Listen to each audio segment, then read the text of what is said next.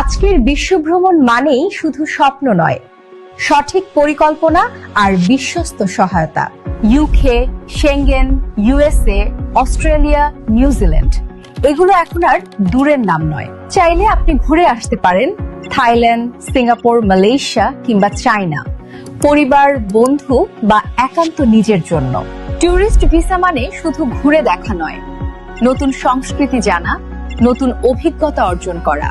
কিন্তু ভুল ডকুমেন্ট, ভুল গাইডলাইন বা অভিজ্ঞতার অভাবে অনেক সময় ভিসা রিজেক্ট হয়।